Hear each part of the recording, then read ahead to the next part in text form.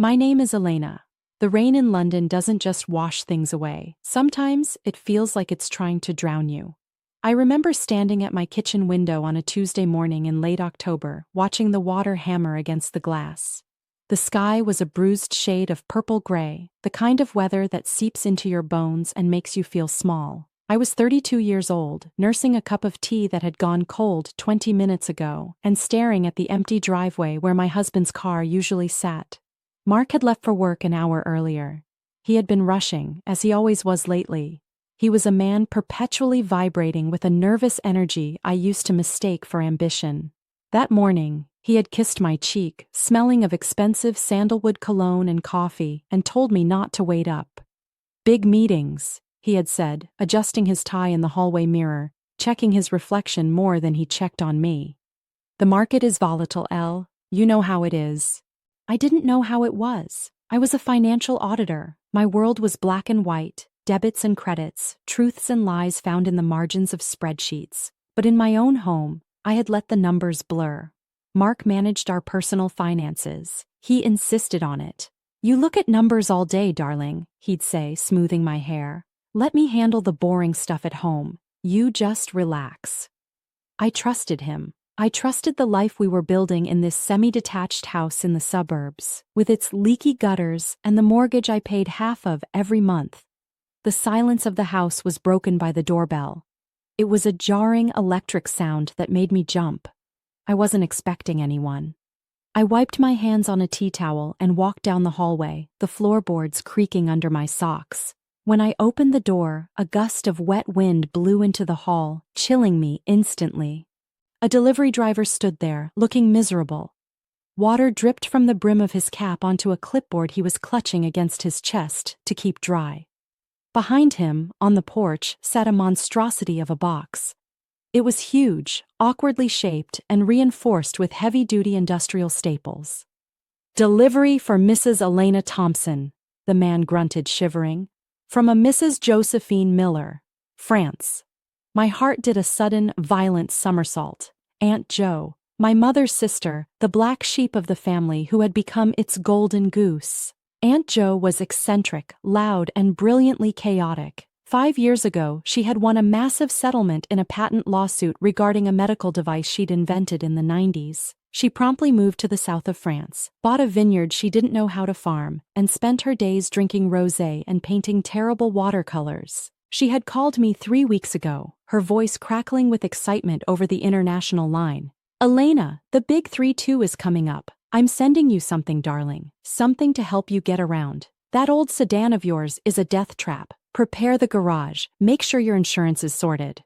I had laughed it off, but a tiny spark of hope had ignited in my chest. My sedan had finally died last month, the transmission giving up the ghost on the M25. Since then, I'd been taking 2 buses to work while Mark drove his company car. "We couldn't afford a new car," Mark said.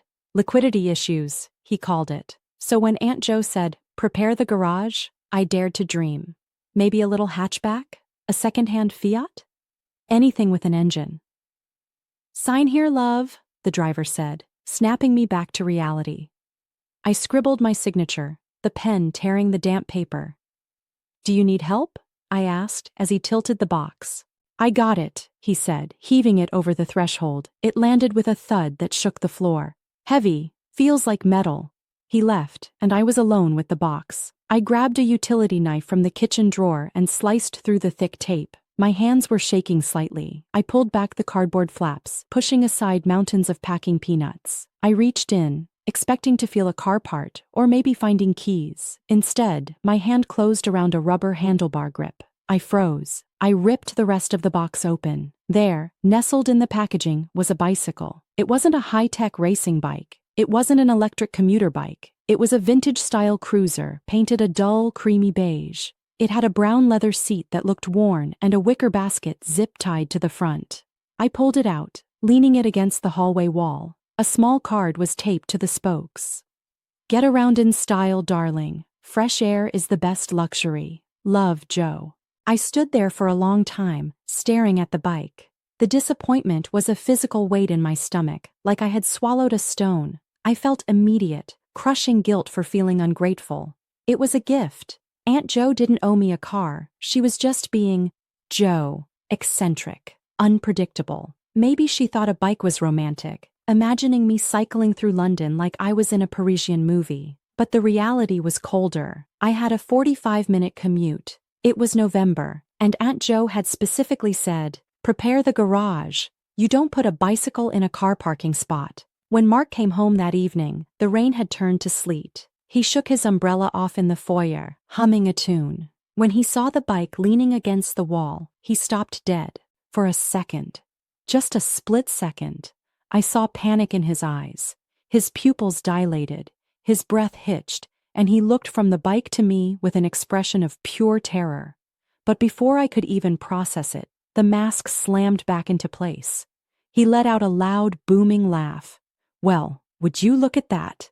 he exclaimed, walking over and flicking the little bell on the handlebar. Ding. The old girl finally sent it. "A push bike? Seriously?" "It's quaint," I said, trying to force a smile. "I guess she thinks I need the exercise." Mark loosened his tie, his shoulders visibly relaxing. He looked relieved. "Oh, it's classic Jo. She's probably losing her marbles a bit in the sun. Remember she was talking about insurance and garages? She probably thinks this is a Harley Davidson." He laughed again, a little too loudly, a little too forcefully. "Honestly, Elle, it's a relief. If she'd sent a car, the import taxes would have bankrupted us. This is free. It's charming." He walked into the kitchen and poured himself a large glass of red wine. "So," he called out, "you'll be riding to work then? Save a fortune on the train fare." "I suppose," I said, looking at the beige frame. "It has a basket." "Exactly. Perfect for your things." He came back out and kissed my forehead.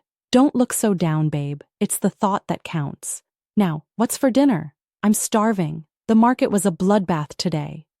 For the next 2 weeks, that bicycle became the symbol of my humiliation. Mark insisted I use it. He made it a joke, a fun little challenge. "Go on, Elle, build those calves," he'd say, as I put on my raincoat in the morning. I rode that bike through the rain. I rode it through the slush. I arrived at my auditing firm with mud splattered up the back of my trench coat and my hair frizzed from the humidity. My colleagues made polite noises. "Oh, how eco-friendly of you, Elena." But I saw the pity in their eyes. They knew my husband drove a luxury sedan. They knew I was trudging uphill with a wicker basket while he sat in heated leather seats. The worst part was the Sunday lunch at my mother-in-law's house. Brenda Miller was a woman constructed entirely of hairspray, judgment, and old money. She lived in a sprawling estate in Surrey, a place with a gravel driveway long enough to land a plane on. She had never liked me. To her, I was functional. I was a worker bee, not a queen. We arrived for her 60th birthday planning lunch. Mark drove us in his company car, but as soon as we walked in, Brenda brought it up. "Mark tells me you're cycling everywhere now, Elena," she said, sipping her gin and tonic. She looked me up and down, her eyes lingering on my wind-chapped cheeks. "How rustic." "It's good exercise, Brenda," I said, keeping my voice steady.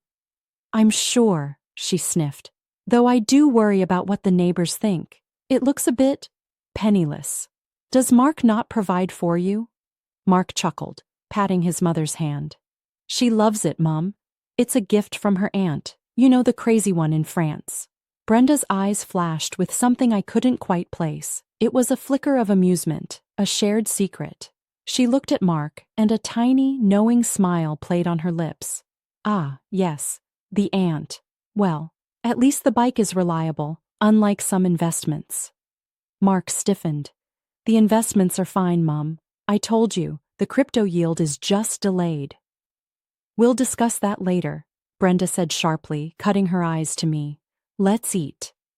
I sat there, cutting my roast beef, feeling like a ghost at the table. They were speaking in code. Mark was tense, sweating slightly despite the cool room. Brenda was smug, and I was the idiot with the bicycle. The turning point came on a Thursday. It wasn't a dramatic explosion. It was a piece of paper. I had come home early from work with a migraine. The stress of the commute and the audit season was getting to me. I walked into the hallway, grabbed the post from the mat, and sifted through it. Junk mail. Bill. Pizza flyer. And then, a thin white envelope with a window. It was a penalty charge notice from Transport for London. I frowned. A congestion charge fine? My old car had been scrapped weeks ago. I hadn't driven in London since. I tore open the envelope, expecting a clerical error. I pulled out the notice. It was a fine for $160 for failure to pay the congestion charge zone fee. I scanned down to the vehicle registration. Registration, LM24, BNZ. I didn't recognize the plate. I looked at the date of the offense. It was 3 weeks ago. The Tuesday morning the bike arrived. The time was 11:45 a.m. I looked at the photographic evidence included at the bottom of the page. It was a grainy black and white photo taken by a traffic camera. The car was a Mercedes-Benz C-Class. Even in black and white, it looked sleek, powerful, and brand new. I stared at the driver. The sun visor was down, obscuring the eyes, but the hair was visible. It was a distinctive bouffant style, teased high, sprayed stiff. It was Brenda's hair. My migraine vanished instantly, replaced by a cold, sharp clarity that felt like ice water in my veins. Why was a fine for a brand new Mercedes coming to my house, addressed to me as the registered owner, but being driven by my mother-in-law? I looked at the registration again. LM24, BNZ. I walked into the garage. The cream bicycle was leaning against the wall, its wicker basket mocking me.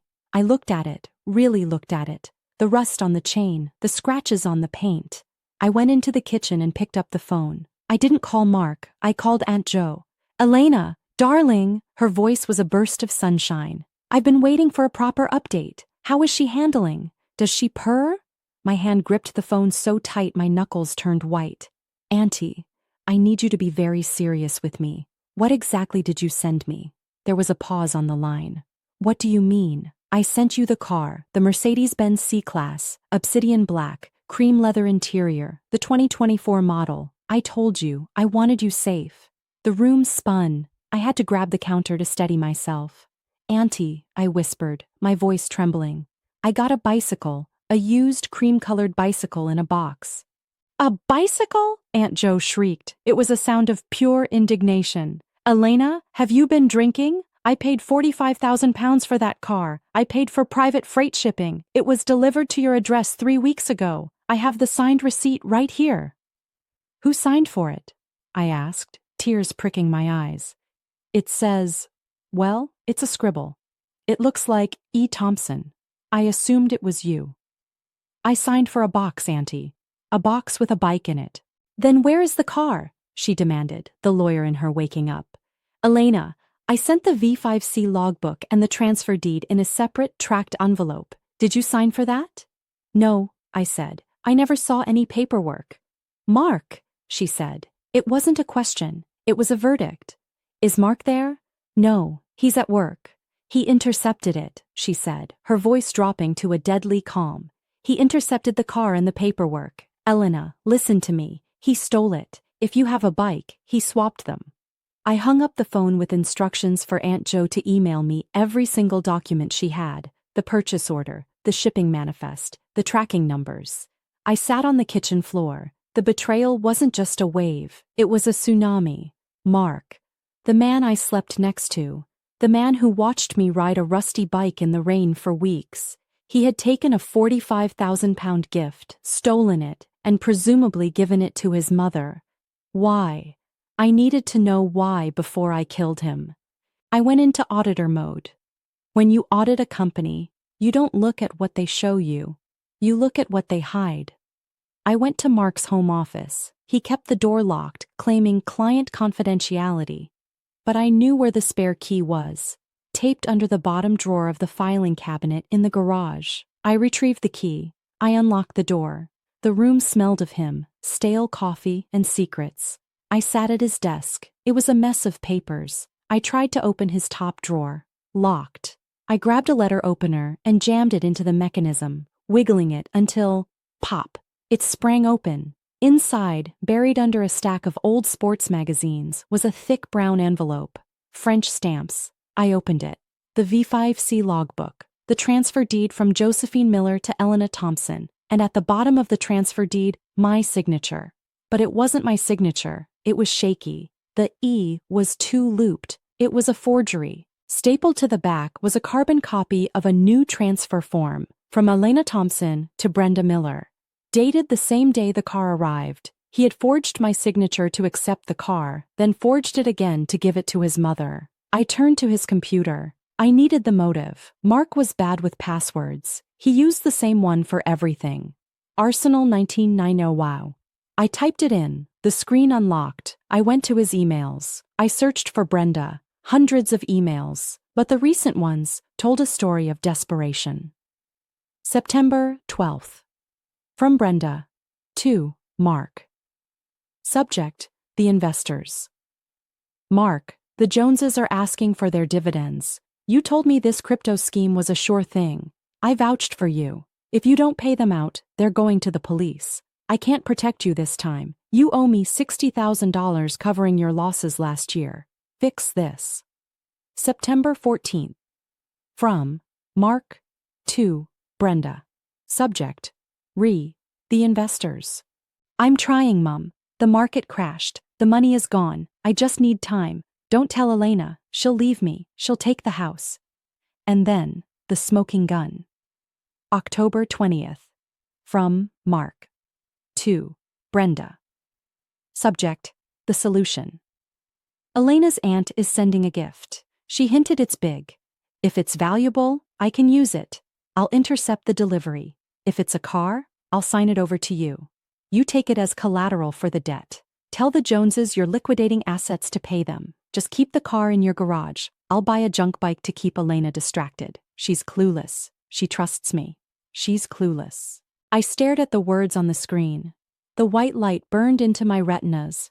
He hadn't just stolen from me. He had bartered me. He had traded my happiness, my property, and my trust to cover his own gambling and incompetence. And Brenda? She wasn't just a recipient. She was a co-conspirator. She was driving my car to keep her son out of jail, all while mocking me for riding a bicycle. I printed everything, the emails, the scans of the forged documents. I took photos of the drawer contents with my phone. I heard a car door slam outside. Mark was home early. Panic spiked in my chest. I shut the computer down. I locked the drawer. I grabbed the papers and ran out of the office, locking the door behind me. I made it to the kitchen just as the front door opened. "Hello?" Mark called out. "Elle, you home?" I shoved the papers into my tote bag on the counter and grabbed an onion, pretending to chop it. My heart was hammering against my ribs so hard I thought he'd hear it. "In here," I called out. My voice sounded thin, reedy. Mark walked in. He looked frazzled. "Rough day," he muttered, kissing the top of my head. "God, I need a drink." He walked to the fridge. I watched his back. I was holding a sharp knife. For a split second, a dark primal thought crossed my mind. But no, that was too easy. Prison was too good for him. I wanted to destroy him. I wanted to take everything. "How was your ride?" he asked, popping a beer. "Refreshing," I said, slicing the onion. The tears that came to my eyes were real, but they weren't for the onion. "It really clears the head.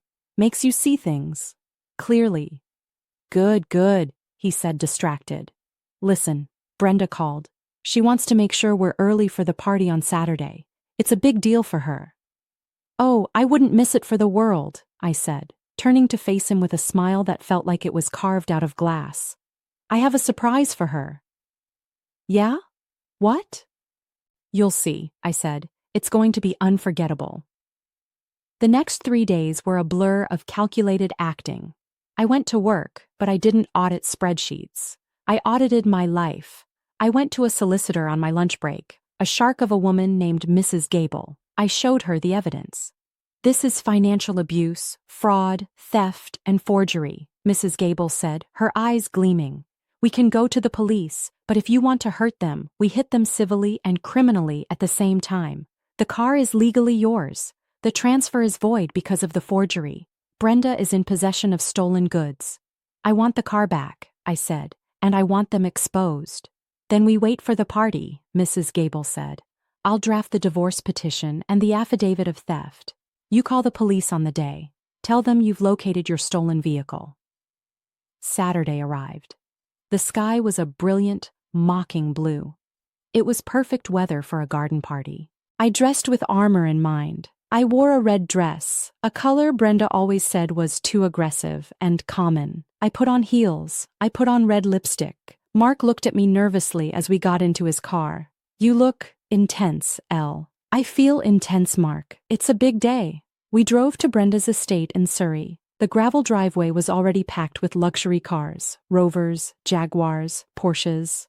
Brenda's friends were the type of people who judged you by your watch. As we rounded the final bend of the driveway, I saw it. Parked right in front of the fountain, the centerpiece of the entrance, was the Mercedes-Benz C-Class. It was gleaming in the sunlight, black as midnight. Brenda had tied a massive pink bow across the hood.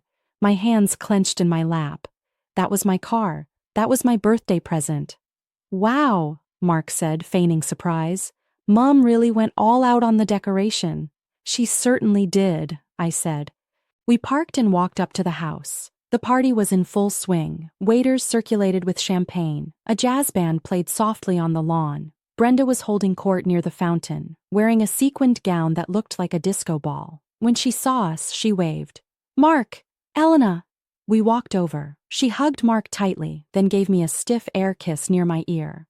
Happy birthday, Brenda, I said. Thank you, dear. Mark, look at it. She gestured to the Mercedes. Isn't she a beauty? I've been telling everyone it was a gift from you, helping your old mother out. She winked at him. Mark looked nauseous. Yeah, Mum, it's great. And Elena. Brenda turned to me, her smile tight. Did you ride your bicycle here, or did Mark take pity on you? Mark drove, I said. But the bike is safe at home. It's been very educational riding it. I'm sure, she said dismissively. Now, go mingle. The Joneses are here, Mark. They want to say hello. I watched Mark pale. The investors. The people whose money he had lost and whose silence he had bought with my car. I walked away. I found a quiet spot near the hedge and checked my watch. 2:01 p.m. I pulled out my phone and dialed the non-emergency police number. I had already filed the initial report online yesterday. Yes, this is Elena Thompson. I'm updating the location of the stolen vehicle I reported. It is currently at 42 Oakhaven Lane. The suspect is in possession of the keys. Yes, I have the title deed and proof of forgery. Thank you. I hung up. Now, I waited. I moved through the party like a predator. I ate a canapé. I complimented a woman's hat. I watched Mark sweating as he spoke to an elderly couple, Mr. and Mrs. Jones. They looked stern. Mark looked like he was begging. At 2:30 p.m., Brenda clinked a spoon against her champagne glass. The sound rang out over the garden. The music stopped. Everyone, if I could have your attention. Brenda stood on the steps of the terrace, the black Mercedes looming behind her like a stage prop. Mark stood next to her, forcing a smile.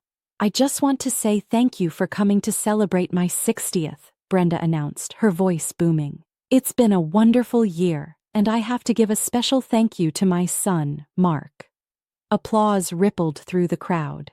Mark looked at his shoes. Mark has been so generous, Brenda continued. He knows I've had my eye on a new car for ages, and he made it happen. He's a good boy. She patted the hood of the Mercedes. My new baby. More applause. Speech, someone shouted. Does anyone else want to say a few words? Brenda asked, soaking up the adulation. I do, I said. My voice wasn't loud, but it cut through the silence. I stepped out from the crowd. The red dress stood out against the sea of gray and beige suits. Brenda frowned. Elena? Oh, that's nice, dear, but... I really think I should say something, I said, walking up the steps. I stood next to Mark. I could smell the fear coming off him. Elena, what are you doing? He hissed out of the side of his mouth. I just wanted to clarify something, I said, addressing the crowd of 50 wealthy strangers. Brenda says Mark gave her this car, and that's technically true. He did give it to her. I paused. The crowd smiled politely. But he didn't buy it, I said, my voice hardening. He stole it. A hush fell over the garden. A bird chirped loudly in a nearby tree. Excuse me? Brenda laughed nervously. Elena, you've had too much champagne. I'm stone cold sober, Brenda, I said. I opened my purse and pulled out the folder of documents. This car was a birthday gift to me from my Aunt Josephine in France. Mark intercepted the delivery 3 weeks ago. He forged my signature on the title deed. I have the proof right here, and he transferred it to you. Lies, Brenda shrieked, her poise shattered instantly. Mark, get her out of here. She's crazy. Am I? I pulled out the printed emails. I also have the emails between you two, the ones where Mark admits he lost £60,000 of investor money on crypto, the ones where you threaten to go to the police unless he pays you back, the ones where you agree to take my car as collateral to hide the debt. I looked at the elderly couple, the Joneses. Mr. Jones, Mark didn't double your investment. He lost it all. This car was his way of paying his mother back so she could pay you. The crowd erupted into murmurs. Mr. Jones's face turned purple. He started marching toward the terrace. Mark grabbed my arm. Elena, stop. You're ruining my life. I yanked my arm away. You ruined your own life, Mark. You thought I was stupid? You thought I'd just ride that rusty bicycle and be grateful while you gave my car to your mother? I was going to buy it back, Mark shouted, his voice cracking. It was just a loan. It wasn't a loan. It was theft. At that exact moment, the sound of sirens cut through the air.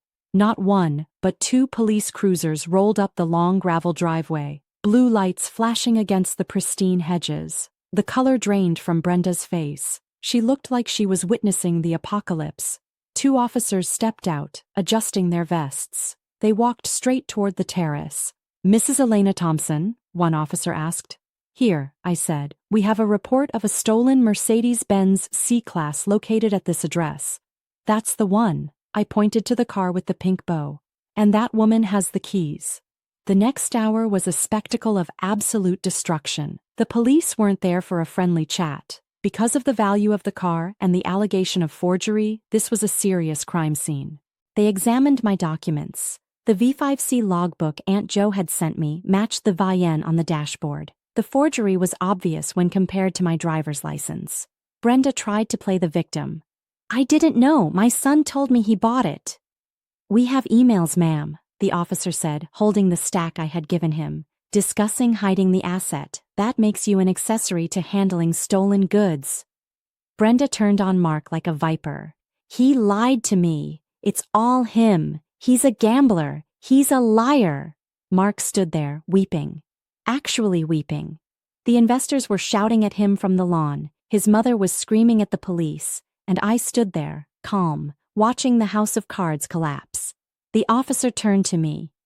Mrs. Thompson, the car is legally yours. Do you have a spare key? I don't, I said. But she does. The officer walked over to Brenda. Keys, ma'am, now. Trembling, mascara running down her face, Brenda reached into her clutch and pulled out the shiny black fob. She dropped it into the officer's hand. He walked over and gave it to me. You're free to take your vehicle, ma'am. We'll be taking Mr. Thompson down to the station for questioning regarding the fraud and forgery. Mrs. Miller, you'll need to come as well to give a statement. I took the key. It felt heavy. It felt like power. I walked down the steps to the car. I ripped the giant pink bow off the hood and tossed it onto the wet grass. I opened the driver's door. The smell of new leather hit me, a scent I should have smelled 3 weeks ago. I sat in the seat. It molded to my back perfectly. Mark ran toward the car window as I started the engine. Elle, please, don't leave me here. The Joneses are going to kill me. I have nowhere to go. I rolled down the window just an inch. You have a bike, don't you? I said, my voice ice cold. I left it in the garage. It's great exercise. Builds character. Elena, he screamed. I rolled the window up. I put the car in reverse.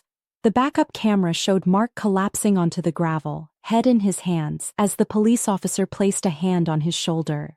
I spun the car around and drove down the driveway. I drove past the shocked guests. I drove past the fountain. I drove out the gates and onto the open road. I didn't go home. I checked into a hotel in central London, a nice one, with room service. The fallout was swift and brutal. I filed for divorce the next day. With the police report and the evidence of financial fraud, Mark didn't have a leg to stand on. I froze our assets immediately. Mark was charged with fraud and forgery. He avoided prison by pleading guilty and agreeing to a massive restitution plan, but he was ruined. He lost his job. He lost his reputation. He had to move into a grim little bedsit in Luton. Brenda fared no better. She wasn't charged, but the social humiliation was a death sentence for a woman like her. The scandal of the stolen birthday car spread through her social circle like wildfire. She was ostracized. She had to settle the debt with the investors out of her own pocket to avoid a lawsuit, draining her precious savings.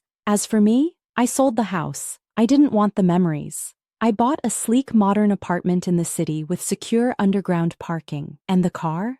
I kept it. Every morning, when I walk down to the garage and see that obsidian black Mercedes waiting for me, I don't just see a mode of transport. I see a trophy. I remember Aunt Jo calling me a few months later. "So," she asked, "did you ever find a use for the bike?" "I did," I told her. "I donated it to a charity shop. Someone else can enjoy the ride. I prefer the driver's seat." I got into the car, pressed the start button, and listened to the engine roar. It sounded like the truth. Loud, undeniable, and entirely mine.